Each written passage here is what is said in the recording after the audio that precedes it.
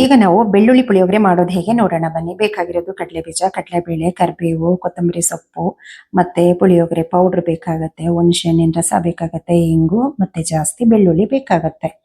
ಇವಾಗ ಮಾಡುವ ವಿಧಾನ ನೋಡೋಣ ಬನ್ನಿ.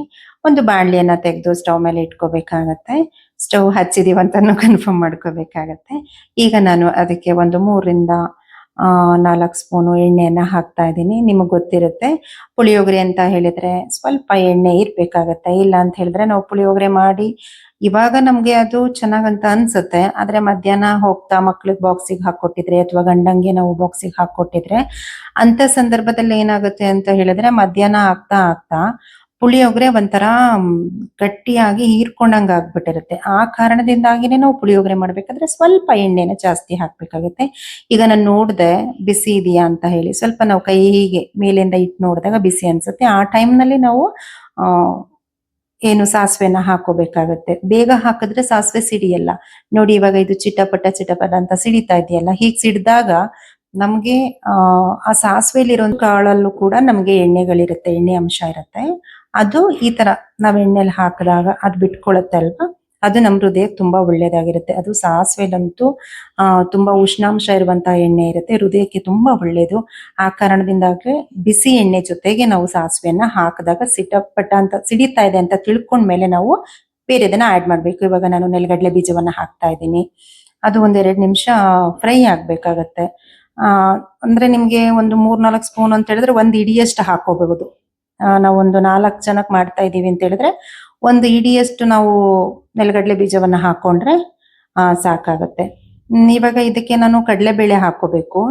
ಆದ್ರೆ ನನ್ನ ಮಗಳಿಗೆ ಕಡಲೆಬೇಳೆ ಜಾಸ್ತಿ ಇಷ್ಟ ಆಗಲ್ಲ ಅನ್ನೋ ಒಂದು ಕಾರಣದಿಂದಾಗಿ ಸ್ವಲ್ಪ ಪ್ರಮಾಣದ ಕಡಲೆಬೇಳೆಯನ್ನ ನಾನು ಹಾಕೊಳ್ತೀನಿ. ಅದಕ್ಕೆ ಬೇಕಾಗುವಂತಹ ಕಡಲೆಬೇಳೆ ಅಂತ ಹೇಳಿದ್ರೆ ಒಂದು 1.5ರಿಂದ 2 ಸ್ಪೂನು ಕಡಲೆಬೇಳೆನ ಹಾಕೊಳ್ತೀನಿ ಅಷ್ಟೇನೆ. ತುಂಬಾ ಇಷ್ಟಪಡೋದಿಲ್ಲ ನನ್ನ ಮಗಳು. ಕೆಲವೊಂದ್ರಲ್ಲಿ ಇಷ್ಟಪಡ್ತಾಳೆ, ಬಟ್ ಕೆಲವೊಂದು ಅಡುಗೆಯಲ್ಲಿ ಅದನ್ನ ಇಷ್ಟಪಡೋದಿಲ್ಲ. ಇದರಲ್ಲಿ ಕಡಲೆ ಬೀಜ ತುಂಬಾ ಇಷ್ಟಪಡ್ತಾಳೆ. ಆ ಕಾರಣದಿಂದ ಹಾಕೊಳ್ತಾ ಇದ್ದೀನಿ. ಇನ್ನ ಪುಳಿಯೋಗರೆ ಅಂತ ಹೇಳಿದ್ರೆ ನಿಮಗೆ ಗೊತ್ತಿರುತ್ತೆ ಖಾರಕ್ಕೆ ಬೇಕಾಗತ್ತೆ. ಖಾರಕ್ಕೆ ನನಗೆ ಬ್ಯಾಡಗಿ ಮೆಣಸಿನ್ಕಾಯಿಯನ್ನ ಹಾಕೊಳ್ತಾ ಇದ್ದೀನಿ. ಇವಾಗ ಅದು ಸ್ವಲ್ಪ ಆ ಸ್ಮೆಲ್ ಗೊತ್ತಾಗುತ್ತೆ ನಮಗೆ ಖಾರ ತರ ಬರ್ತಾ ಇದೆ ಅಂತ. ನಾನು ಯಾವಾಗ್ಲೂನು ಇದನ್ನ ಏನು ಕರಿಬೇವು ಇದೆ ಅದನ್ನ ನಾನು ಕೊನೆಗೆ ಹಾಕೊಳ್ಳೋದು ಪ್ರಯತ್ನ ಪಡ್ತೀನಿ. ಈಗ ನಮಗೂ ರುಚಿಗೆ ಸ್ವಲ್ಪ ಚಿಟಿಕೆಯಷ್ಟು ಹಿಂಗನ್ನ ಹಾಕೊಳ್ಳೋಣ ಅಂತ ಹಾಕ್ತಾ ಇದ್ದೀನಿ. ಯಾಕಂದ್ರೆ ಜೀರ್ಣ ಶಕ್ತಿ ಹೆಚ್ಚಿರುತ್ತೆ ಇದು. ನಮ್ಮ ಆರೋಗ್ಯದ ಉದ್ದೇಶದಿಂದನೂ ಕೂಡ ನಾವು ಏನು ಹಿಂಗನ್ನ ಬಳಸ್ತೀವಿ. ಈಗ ಹುಣಸೆಹಣ್ಣು ರಸವನ್ನ ಹಾಕ್ತಾ ಇದ್ದೀನಿ. ನಾನಿಲ್ಲಿ ಹಾಗೆ ಹಾಕ್ತಾ ಇಲ್ಲ, ಅದನ್ನ ನೆನೆಸ್ಕೊಂಡು ನೀಟಾಗಿ ಸಣ್ಣ ಕಣ್ಣು ಬರುತ್ತಲ್ವಾ ಅದರಲ್ಲಿ ಸೋಸ್ಕೊಂಡಿದ್ದೀನಿ. ಅದನ್ನ ನಿಮಗೆ ಮುಂದೆ ತೋರಿಸ್ತೀನಿ. ಅವಾಗ ಕಲ್ಲೆಲ್ಲ ಇರಲ್ಲ. ಈಗ ಕಲ್ಲುಪ್ಪನ್ನ ಹಾಕ್ತಾ ಇದ್ದೀನಿ. ಪ್ರತಿಯೊಂದು ಅಡುಗೆಗೆ ನಾವು ಕಲ್ಲುಪ್ಪನ್ನೇ ಬಳಸಬೇಕಾಗತ್ತೆ. ಈಗ ಚಿಟಿಕೆ ಅರಿಶಿನ ಪುಡಿಯನ್ನ ಹಾಕಬೇಕು. ಅದು ಒಂದು ಆರೋಗ್ಯಕ್ಕೆ ಒಳ್ಳೆಯದು, ಇನ್ನೊಂದು ಬಣ್ಣನೂ ಕೂಡ ಕೊಡುತ್ತೆ ಅನ್ನೋ ಉದ್ದೇಶದಿಂದ. ನೋಡಿ ಈ ತರ ಕಣ್ಣಿಂದ ನಾನು ನೀಟಾಗಿ ಸೋಸ್ಕೊಂಡಿದ್ದೀನಿ. ಅದರಲ್ಲಿ ಸಣ್ಣ ಕಲ್ಲಿರುತ್ತಲ್ಲ ಅದು ಬರಲ್ಲ. ಈಗ ನೋಡಿ ಸ್ವಲ್ಪ ಬೆಲ್ಲವನ್ನ ಹಾಕ್ತಾ ಇದ್ದೀನಿ. ಈ ಒಗ್ಗರಣೆಗೆ ಹಾಕೋದ್ರಿಂದ ನಮಗೆ ಅದರದ್ದು ರುಚಿ ಕೂಡ ಮನೆಯೆಲ್ಲ ಘಮ ಘಮ ಅಂತ ಇರುತ್ತೆ. ದೇವಸ್ಥಾನದಲ್ಲಿ ಪ್ರಸಾದ ತಗೊಂಡ್ ಬಂದಿರ್ತೀವಲ್ಲ ಆ ತರ ಅನಿಸ್ತಾ ಇರುತ್ತೆ.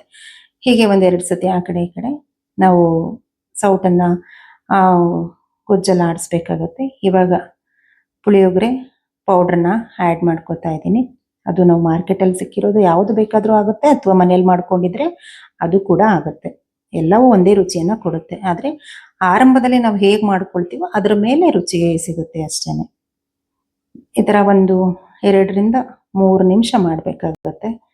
ನಮಗೆ ಗೊತ್ತಾಗತ್ತಲ್ವಾ ಓ ಇವಾಗ ಆಗ್ತಾ ಇದೆ ಅಂತ. ಏನಕ್ಕೆ ಅಂತ ಹೇಳಿದ್ರೆ ಎಣ್ಣೆ ಯಾವಾಗ ಮೇಲ್ಗಡೆ ಬರುತ್ತೋ ಆ ಸಮಯದಲ್ಲಿ ಪುಳಿಯೋಗರೆ ಗೊಜ್ಜು ರೆಡಿ ಆಗಿದೆ ಅನ್ನೋ ಅರ್ಥವನ್ನ ಕೊಡ್ತಾ ಇರುತ್ತೆ. ನಿಮಗೆ ಗೊತ್ತಿರುತ್ತೆ ಪುಳಿಯೋಗರೆ ಗೊಜ್ಜು ಎಷ್ಟು ಸ್ವಲ್ಪ ಗಟ್ಟಿ ಪ್ರಮಾಣದಲ್ಲಿರುತ್ತೆ, ಅಥವಾ ಸ್ವಲ್ಪ ತೆಳ್ಳಗಾದ್ರೆ ಅದು ಅನ್ನಕ್ಕೆ ಮಿಕ್ಸ್ ಮಾಡೋಕ್ಕಾಗಲ್ಲ. ಇದು ಬೆಳ್ಳುಳ್ಳಿ ಪುಳಿಯೋಗರೆ ಆಗಿರೋದ್ರಿಂದ ಕೊನೆಗೆ ಒಂದು ಬಾಣಲಿನ ಇಟ್ಕೊಂಡು 1 ಸ್ಪೂನ್ ಎಣ್ಣೆ ಹಾಕಿ ಜಾಸ್ತಿ ಬೆಳ್ಳುಳ್ಳಿನ ಫ್ರೈ ಮಾಡಿ ಆ ಒಗ್ಗರಣೆನ ನಾನು ತೆಗೆದುಬಿಟ್ಟು ಪುಳಿಯೋಗರೆ ಗೊಜ್ಜೊಳಗಡೆ ಹಾಕೊಂಡಿದ್ದೀನಿ. ಇವಾಗ ಬಿಸಿ ಅನ್ನ ಮಾಡಿಟ್ಟಿದ್ದೆ, ಅದನ್ನ ಹಾರಕ್ ಬಿಟ್ಟಿದ್ದೆ, ಅದನ್ನ ತಗೊಂಡು ಇದ್ರ ಜೊತೆಗೆ ಪುಳಿಯೋಗರೆ ಗೊಜ್ಜು ಜೊತೆಗೆ ಹಾಕಿ ಮಿಕ್ಸ್ ಮಾಡ್ತಾ ಇದ್ದೀನಿ. ಅದು 1-2 ನಿಮಿಷ ಆಗ್ಬೇಕು. ಯಾಕಂದ್ರೆ ಬಾಣ್ಲಿನೂ ಬಿಸಿ ಇರುತ್ತೆ, ಅನ್ನನೂ ಬಿಸಿ ಇರುತ್ತೆ ಅಲ್ವಾ. ಹೋಗ್ತಾ ಮಾಡಿಟ್ಮೇಲೆ ಇದೊಂಥರ ಈ ತರ ಉದುದ್ರಾಗತ್ತೆ. ಹೀಗೆ ಮಕ್ಕಳು ಬಾಕ್ಸು ಬೆಳಗಿನ ಜಾವ ದಿಢೀರ್ ಬಾಕ್ಸ್ ಅನ್ನ ನಾವು ಇಷ್ಟು ಹೆಲ್ದಿಯಾಗಿ ಮಾಡ್ಕೋಬೇಕಾಗತ್ತೆ. ಬೆಳ್ಳುಳ್ಳಿ ಪುಳಿಯೋಗರೆ ತುಂಬಾ ರುಚಿಯಾಗಿರುತ್ತೆ, ಆರೋಗ್ಯಕ್ಕೂ ಒಳ್ಳೇದು. ಮುಂದಿನ ವಿಡಿಯೋಗಳಿಗಾಗಿ, ಮುಂದಿನ ಅಡಿಗೆಗಾಗಿ ಕಾಯ್ತಾ ಇರಿ. ಟೇಲೇಶ್ವರಿ 27. Thank you.